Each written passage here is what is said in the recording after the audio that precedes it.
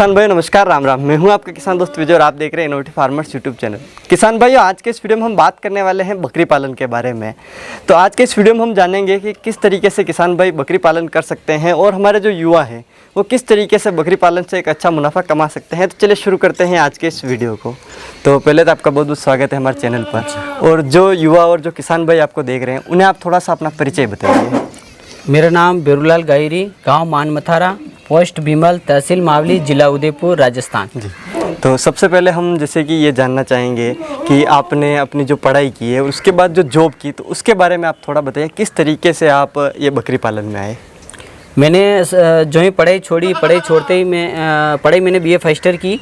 उसके बाद मैंने कुछ परिस्थितियाँ ऐसी थी इसलिए पढ़ाई छोड़ दी जी। और पढ़ाई छोड़ के मैंने जॉब की। तो 2 साल मैंने पेट्रोल पंप पे नौकरी की। उसके बाद मैंने आईडीबी बैंक सेलीमार्ग की उदयपुर। उसके बाद 7.5 साल बैंक में की मैंने। उसके बाद 4 साल मैंने दीवान हाउसिंग फाइनेंस में जॉब की। और दीवान हाउसिंग फाइनेंस आईडीबी में जॉब करते हुए मुझे एक विचार आया कि मैं भी कुछ मेरा पर्सनल काम करूं ताकि अपनी कुछ पहचान बने, ताकि आने वाली युवा पीढ़ी भी कुछ नया करे। इसलिए मैंने सोचा कि और ऐसा काम क्या करें ताकि उससे हम अच्छा बेनिफिट ही कमाएं और कुछ अपना भी नाम हो जाए, ताकि अपन खुद ही अपने बिजनेस के अपन मालिक बने। तो मैंने सोचा कि सबसे अच्छा काम है बकरी पालन। तो मैंने बकरी पालन शुरू किया 2013 में। 1 अप्रैल 2013 से मैंने ये काम शुरू किया। उसके बाद मैंने पार्ट टाइम जॉब शुरू कर दी नाइट को। मैंने कहा दिन को बकरी पालन भी कर सकते हैं और नाइट को अपन पार्ट टाइम जॉब भी कर सकते हैं। तो उसके बाद मैंने दीवान हाउसिंग फाइनेंस जॉब ज्वाइन की। तो 4 साल मैंने वहाँ रेगुलर पार्ट टाइम जॉब की और मैंने बकरी पालन भी शुरू किया। तो बकरी पालन से मैंने अच्छा बेनिफिट कमाया। उसके बाद मैंने वापस बकरी बढ़ा दी। तो मैं बकरी पालने के लिए मैं अपने देवगढ़ जो मंदरिया गांव है वहाँ से बकरी लेके आया। 6 बकरी लेके आया 27,000 रुपये में। उसके बाद मैंने रेगुलर इनसे बेनिफिट कमाता गया, बकरी पालन बढ़ाता गया। तो मेरे पास करीब 120 बकरे अभी तक हो गई मतलब। और जो मैं रेगुलर बेचता भी गया, ख़रीदता भी गया। तो मुझे ना इससे अच्छा बेनिफिट है। सालाना मैं 3-4 लाख रुपए घर बैठे कमा लेता हूँ और मेरा घर का काम भी हो रहा है, पार्ट टाइम जो भी करता हूँ और गांव में आना जाना परिवार में सारा अटेंड कर रहा हूँ मैं। तो जैसे आप एक चीज़ बताइए, एक जो बकरी आप बेचते हैं या फिर खरीदते हैं जी, तो एक बकरी की लगभग कीमत कितनी रहती है? एक बकरी की जैसी बकरी किस नस्ल की बकरी है, उसकी क्या प्राइस है उस बकरी की, उससे पता चल जाता है। तो हमारे जो ये सिरोही नस्ल में है जी, तो ये कम से कम 10-15 हज़ार में अच्छी बकरी मिल जाती है। तो आप जैसे एक चीज़ और बताइए जी, अभी आपके पास कौन कौन सी जो नस्लें हैं वो थोड़ा सा। अभी मेरे पास सोजत है, बर्बरी है, सिरोही है और मिक्स वाली कुछ 5-6 बकरे देसी भी रखता हूँ बीच में। और उसके बाद अपने जो है गुजरी नस्ल भी है मिक्स वाली।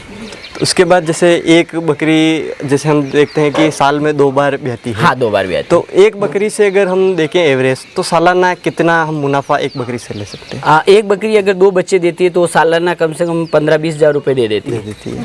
तो अच्छा, एक बकरी से हमें कितना उसके ऊपर खर्चा आएगा साल का? खर्चा उसके ऊपर नॉर्मल है, इतना कुछ खर्चा नहीं है। अगर अपने सारी घर पे अगर सुविधा है, बाहर से कुछ खरीदना नहीं है। मैंने शुरू से अपने मतलब घर से ही मतलब इनको पाला है। मतलब ये घर की पत्तियाँ हो जाती है, बाहर से खरीदना नहीं पड़ता है। अपना 0 बैलेंस से शुरू किया इसको मैंने। तो मुझे मतलब अच्छा बेनिफिट मिल रहा है। इनके पत्ते हमारे यहाँ घरों में खेतों में मिल जाती है और घर पे मैंने थोड़ा बहुत इनके लिए रख रखा है। अगर इमरजेंसी होती है तो घर पे पाल सकते हैं। मतलब बाहर नहीं निकाला तो भी ये अंदर भी रह सकती है और बाहर भी चढ़ सकती है। दोनों तरह के काम है। तो जैसे आपने बताया, तो अक्सर हमने देखा है कि जो भी बकरी पालन शुरुआत करते हैं वो सिर्फ एक शेड बनाते हैं और उसके अंदर बकरियों को रखते हैं। आप इनको चराने भी बाहर ले जाते हैं। इनकी पाचन क्रिया अच्छी रहे इसलिए। तो उससे और क्या आपको बेनिफिट मिलते हैं? जिससे उससे अपना खर्च कम रहता है क्योंकि उसके ऊपर पूरे दिन बकरी बाहर चर के आती है। तो नॉर्मली इसको दाने देना है, घर पे बस दाने दो, बाकी बाहर चर के आती है। तो अपना मतलब खरीद के लाओ तो कम से कम एक बकरी का दिन का 50 रुपये का खर्चा हो जाता है रोज का। तो इससे अपना बेनिफिट ये है कि ये बाहर चर के आ जाती है, ये शरीर से स्वस्थ रहती है और खर्चा भी कम आता है इसलिए। तो लगभग अभी आपके पास कितनी बकरियाँ हैं? अभी मेरे पास छोटे बड़े करके 45 बकरियाँ हैं। तो लगभग जैसे 40 से 50 बकरी अगर होती है किसी के पास, तो कितने उसके लेबर वगैरह चाहिए होती है, उसके बारे में आप थोड़ा अगर संभालने वाला हो बंदा तो एक बंदा ही काफ़ी है इसके लिए। पूरे दिन इनको संभालने वाला 50 बकरियाँ 100 बकरियाँ तक एक बंदा हमारा संभाल लेता है, क्योंकि हमारे शुरू से ये काम शुरू से रहा हुआ है, इसलिए इनको कैसे संभालना है, कि कैसे देख रेख करनी है, कब ये पानी पिएगी, कब दाने खाएगी, सारा नॉलेज रहता है। तो उसके हिसाब से हम रख लेते हैं इनको, एक बंदा इनको संभाल सकता है। तो उसके बाद जैसे आप ये बताइए, आप जैसे हमने अभी देखा कि आपने जो अपने गेहूं का भूसा वगैरह ये होता है, आप पत्तियां वगैरह डालते हैं, तो उसके अलावा आप इन्हें दाने में क्या देते हैं उसके बारे में? दाने में जौ देते हैं, मक्की का देते हैं, और कभी कभी ये खल वगैरह ये भी देते हैं। तो कितनी मात्रा लगभग इसकी रहती है? नॉर्मल इनको हम देते हैं, बाहर चर के आती है, इसलिए 200 ग्राम 250 ग्राम समथिंग बकरी की जी पर बकरी। सुबह और शाम या फिर एक शाम को शाम को। तो जैसे अगर कोई चाहे कि मैं बकरी पालन शुरुआत करना चाहूँ, तो उसे क्या सावधानियां रखनी होगी या फिर किस तरीके से शुरुआत करें तो एक बकरी पालन जो मुनाफा का सौदा बन सके? अगर कोई बंदा यूँ चाहे कि मैं बकरी पालन शुरू करना चाहता हूँ, तो वो शुरू में 10 बकरियाँ खरीद ले, और 10 बकरियाँ खरीद के उसके साथ एक ब्रीडिंग के लिए अच्छा बकरा खरीदे। लेकिन ये उसको ध्यान रखना है कि नस्ल कौन सी अच्छी रहेगी, उससे कितना बेनिफिट रहेगा, इसलिए वो नस्ल की पहले मतलब ये पता कर ले कि हमारे बेनिफिट के लिए कौन सी नस्ल अच्छी रहेगी। और हमारे राजस्थान की मेन जो ये नस्ल है वो सिरोही है। सिरोही नस्ल ऐसी नस्ल है, ये किसी भी वातावरण में एडजस्ट हो जाती है, ये हर तरह के मौसम के अनुसार ढल जाती है, और इनमें बेनिफिट अच्छा रहता है, इनकी ग्रोथ फास्ट होती है। नॉर्मल बकरा इनका अगर अच्छी परिवेश संभाल के करो तो 6-7 महीने का बकरा भी 10,000 रुपये से कम नहीं जाता है।